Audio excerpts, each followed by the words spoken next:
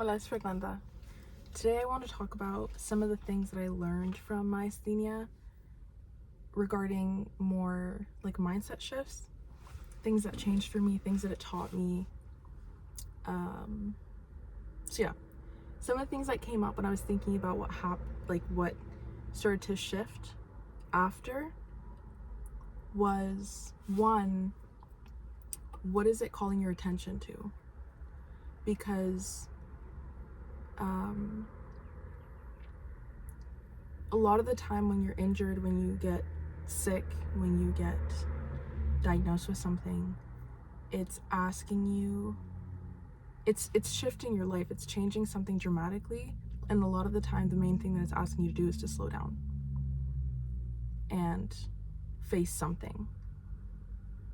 And because when we're go and so busy all the time, we don't pay attention to a lot of the signals that our body gives us. And for example, when you get sick, sometimes it's just telling you, hey, you need a rest. Or if you have like a back injury, same thing, because it's forcing you. It's saying you're not allowed to go work out, you're not allowed to, I don't know, whatever it was that you were doing before. And you have to slow down, you have to rest, and you have to, because when you are in recovery, the best way or the fastest way to recover is by not interfering with the healing that your body's trying to do, right? The main one for me was slowing down and tuning into my body, because at least with myasthenia, like, you need to tune in if you want to feel in harmony with your body. And I talked about this in a different video, but I mentioned the pennies metaphor and asking yourself, like, what energy level am I at? The pennies metaphor is basically you have 100 pennies in a day, and based on your capacity, asking yourself how many pennies it takes for each task, and checking in constantly, because it's going to change daily. And honestly, it doesn't even have to be because of an autoimmune disease. It could be mentally, like, what's your capacity right now, and being honest with yourself and respecting whatever answer comes, especially with other people, like not overextending constantly, because that's so draining and it's so tiring. And there's a fly in here. Another thing is learning to communicate. That was a big one,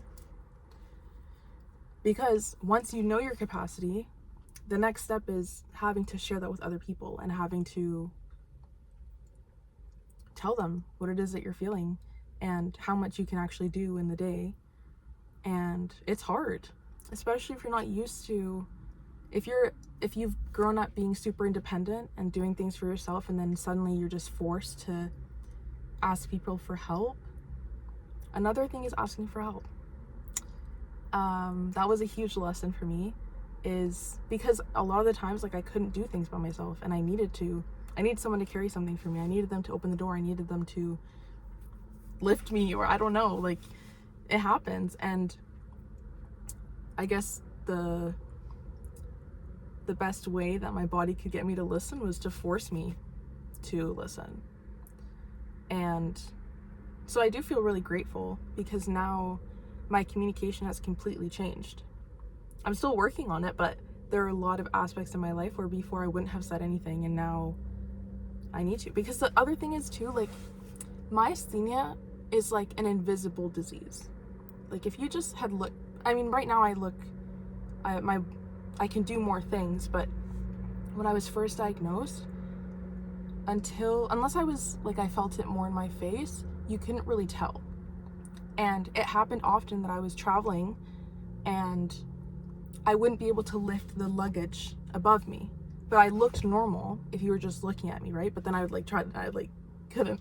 And same with like taking super steep steps or walking down a steep hill, up or down.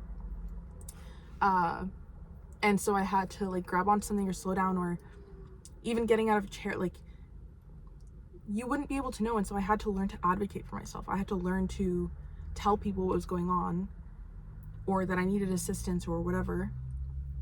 and not feel bad about it, because it's not like I was choosing this, and yeah, just communicating, because also like other people don't know, right? So that was another thing. And something else that has shifted for me, and like, one, listening, tuning in, actively tuning in, intentionally tuning in and listening, and what is it asking me to face? Sometimes it's just, hey, you need to rest. Okay, I'll listen. Sometimes it'll bring up a pattern for you that maybe you were ignoring because you could be busy. And when you're forced to slow down and quiet your surroundings, it's easier for those things to come in and for you to realize what it is that you need to hear. And so, yeah, what is it that you've been avoiding? What is it that you don't want to face? And what would change in your life if you did?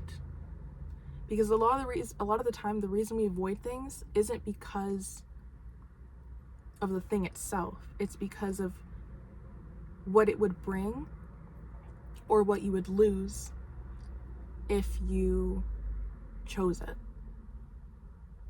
And that's just something that happens when you are changing. Like, not everyone is going to agree with the new version that you remember or that you become. And some relationships are going to change and shift, and the way you show up changes. And yeah, another thing is like, how can I not interfere with the healing? What can I do?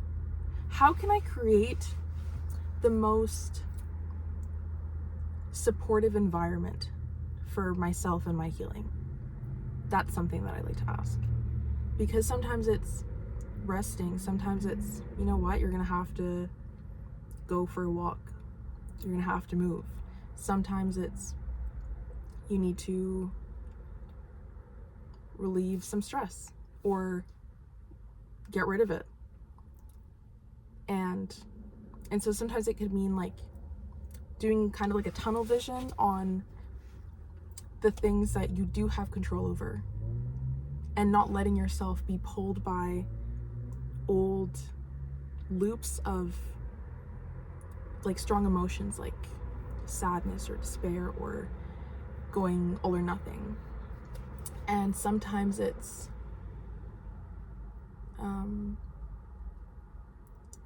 just learning to, I totally lost my train of thought. I think I was, yeah, sometimes you just need to listen to the birds and pause and not focus on anything. And come back to the present moment.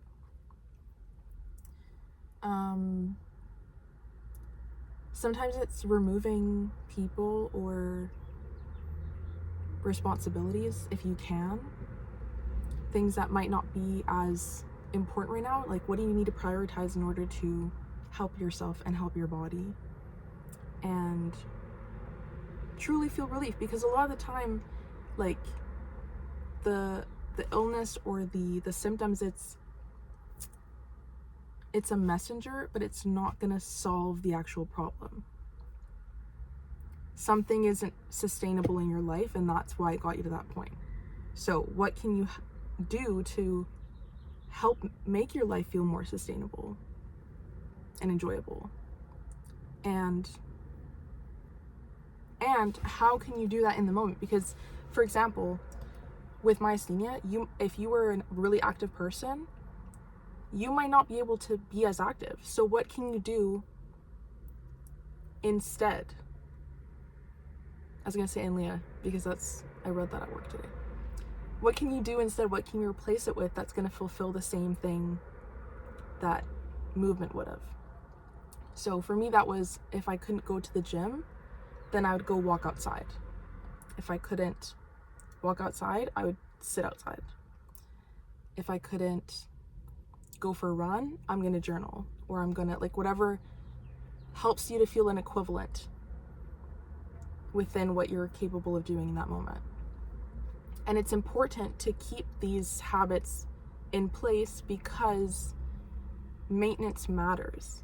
Like, it's not about just waiting till it gets so bad again that you have to start doing all the things again until you feel better and then you stop. Because if you just keep doing the things, then if something happens, it's gonna affect you less than if you just went like, okay, I'm doing all these things to help me, and then I'm gonna stop, and you're just gonna go back down again. So it's building something that makes it feel sustainable and that you could keep up with, and that actually makes you feel good. I feel like that's it. Yeah, just focus on how can you, like, if you're trying to make a plant grow, imagine you're the plant. What does it need in order to feel its best within this circumstance? Because a lot of the time you're not able to do all the things that you would normally be doing, and that's a good thing. It's just about being flexible. Be like water and just flow and just like do what you can. And yeah, I hope you enjoyed. I'll see you in the next video.